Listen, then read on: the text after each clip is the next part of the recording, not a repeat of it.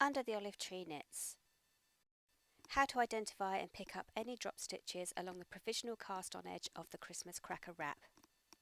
In this video I'm going to show you how you can identify where you may have missed picking up a stitch when you unzipped the provisional cast on. For this you will need to have handy some locking stitch markers, so either lever back or lobster claw clasps, just something that you can attach to your work to identify any missed stitches. Or you can use pieces of scrap yarn. So as I mentioned in the video where we went to pick up the stitches from the provisional cast on, you should have 94 stitches on your needle once you've picked up that provisional cast on. However, some stitches do get dropped, so we're going to have a look now at how you can read your stitches and find out where those stitches may have been dropped and get them back onto your needle so that you do have 94 stitches to begin the Picot Bind-Off. Just one thing to note, I am working on the 2-skein version of the Christmas cracker wrap, so I've ended on a stockinette section of lace rather than garter stitch, but the principle is exactly the same for the Advent and the 2-skein version of the wrap. So just to recap how to count the stitches, we're starting at the right side here, and to begin with we should have 5 border stitches. So that's correct, and then we should have a yarn over that continues the column of yarn overs that we made after the border. So in this next section with the double decrease stitch in it, we should have 10 stitches. So you should have 4 stitches there, and then you'll have 2 stitches that sit right on top of that double decrease column. And then you should have another 4 stitches on the other side of that. So 2, 4, then you've got your 2 there, and then you've got your 4 stitches there. So that equals 10 stitches in total. And then we come to the yarn over column, and we should have 2 yarn overs that continue that column there. So that is correct too. Coming to the next decrease section, should have 10 stitches, so 2, 4, 6, 8, 10, so that's correct. Then we've got the 2 yarn overs, then we should have 2, 4, 6, 8, 9. Okay, so we are missing a stitch in this section here. Sometimes it's not always clear where the missing stitch should be. In my experience, the drop stitches have always been one of the 2 that follow the double decrease column, so if it's not immediately apparent where the stitch should be, I'm just going to pop a locking stitch marker on the needle there, so that when I join the next colour and work the next row, I know that I need to make an extra stitch there to bring the stitch count back up to 10. So carrying along the row, I've got the 2 yarn overs, so that's correct, and then I've got 2, 4, 6, 8. Okay, so I've got 8 stitches here, but I can immediately see that I've dropped one here.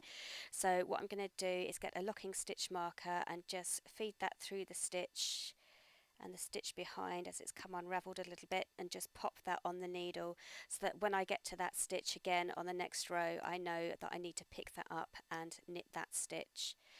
But there's also another missing stitch somewhere on this section as well, so as I did before, I'm just going to pop another locking stitch marker just there so that I know on the next row I just need to work another increase stitch. So I've got 2 there, which is fine, 2, 4, 6, 8, 9.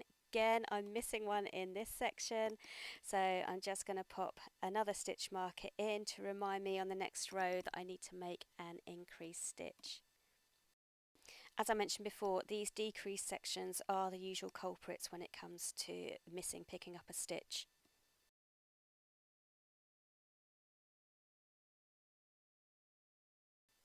Okay, and now here you can see that I've missed picking up that yarn over.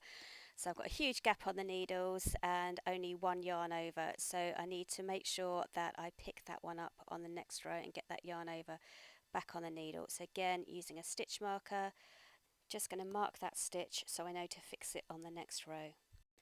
Then carrying on, should have 2, 4, 6, 8, 10, so that section is correct. 1, 2 yarn overs, 2, 4, 6, 8, 9. Okay, so I'm missing another stitch in this section somewhere as well. It's not immediately obvious where it is, so again, just going to pop a stitch marker into that section so I can fix it on the next row. And then to end, we've got our yarn over here, and then the last 5 border stitches, so that's all okay. So what I've done is I've marked all of the stitches that are missing, and now on the next row I'm going to go and I'm going to fix those stitches to get me back on track and ready to work the border. So what I'm going to do now is I'm going to join my contrast colour and work the first knit row, and in that row I'm going to show you how to pick up those missed stitches and how to get your stitch count back up to 94. So I'm just going to start knitting it across the row.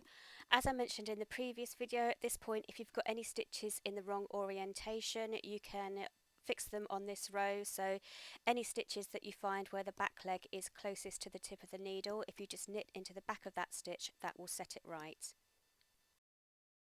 So all I'm doing here is just knitting each stitch until I get to the first stitch marker.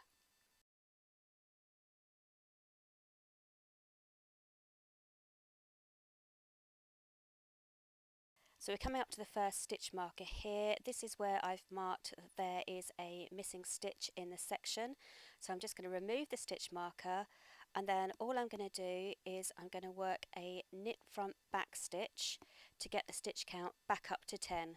At the moment it's just 9 stitches, needs to be 10, so I'm just going to work a knit front back. So knit into the stitch, pull the yarn through and then knit into the back of the same stitch, and that's made 2 stitches from 1. So now I can continue that section, and that's brought that section back up to 10 stitches. So this section is now correct. It's got 2, 4, 6, 8, 10 stitches. So that is now correct, and I can continue on to the next stitch marker.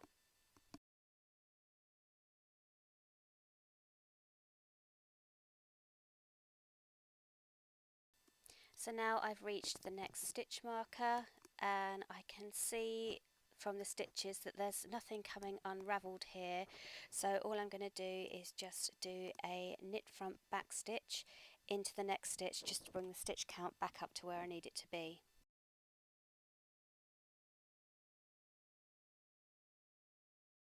So carrying on, and there's another stitch missing here, but this time this stitch is actually unravelled, so I can clearly see where that stitch has been dropped.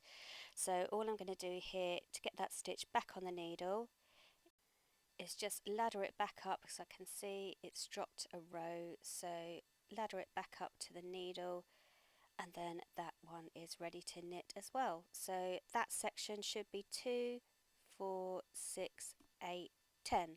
So we've now got that section back up to 10 stitches, which is correct. So carrying on to the next one.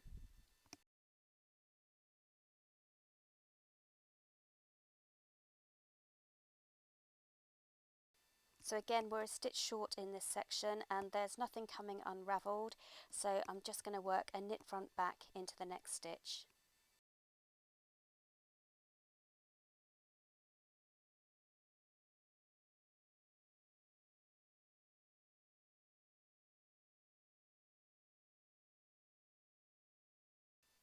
So that's 2, 4, 6, 8, 10, so that section is correct.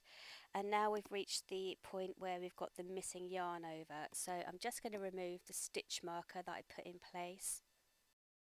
Just going to pull that marker out, and you can see here, so I've got a yarn over on the left hand needle, but I need to also have a yarn over before that. So all I'm going to do is just pick up that strand where the yarn over should be, pop it on the needle, and then that is ready to knit. So I've now got the 2 yarn overs in that section, so that is now correct.